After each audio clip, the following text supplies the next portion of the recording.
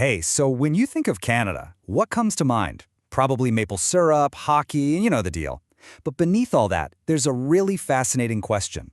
Was Canada just an accident of history, or was it built by design?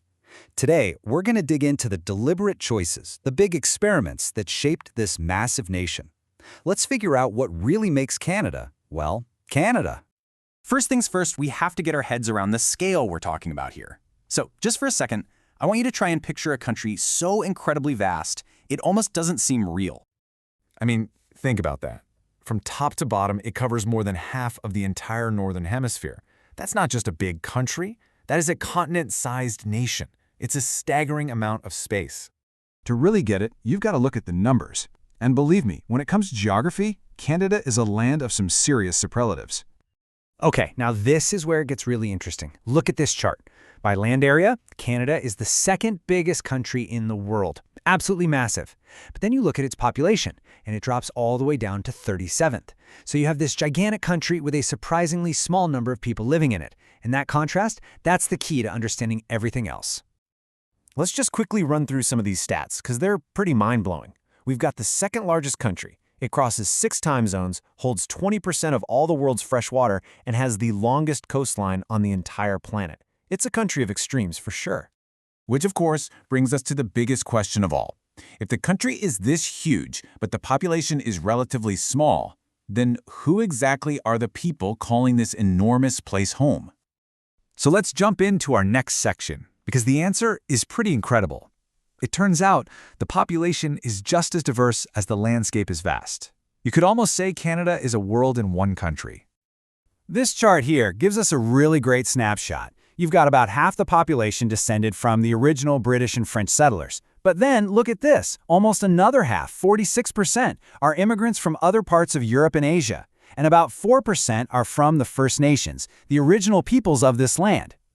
And right there, that's the great Canadian challenge, isn't it?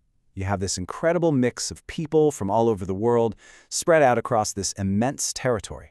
How in the world do you build a single, unified identity from all those different pieces? Well, here's the wild part.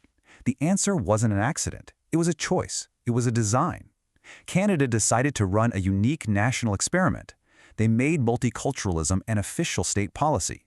So what does that even mean? Well, at its heart, multiculturalism is an official policy that says we don't just tolerate diversity here, we actively recognize and promote it as a core part of who we are as a country.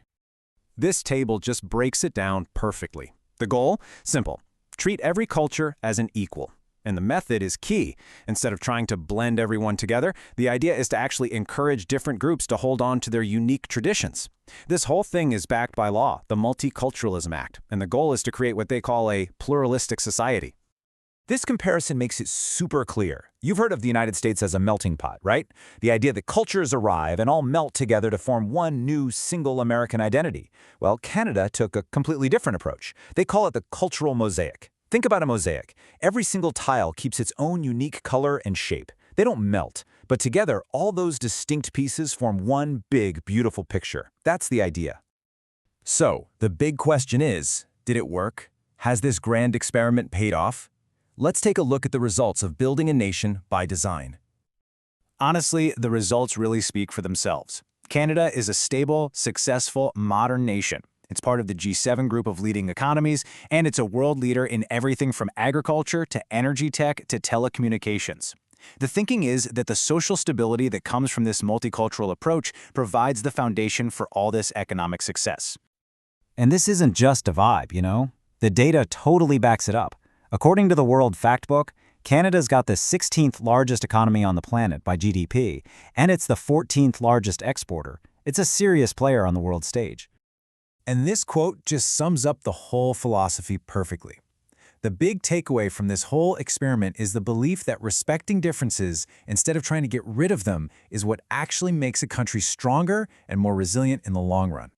Which leaves us with a really important question for the future, right? In a world that feels like it's pulling apart at the seams, Canada's experiment seems more relevant than ever. Is this model, celebrating what makes us different instead of trying to erase it, is that the key to a stable future? Or are there limits to how united a cultural mosaic can really be? It's something to think about. Thanks so much for tuning in.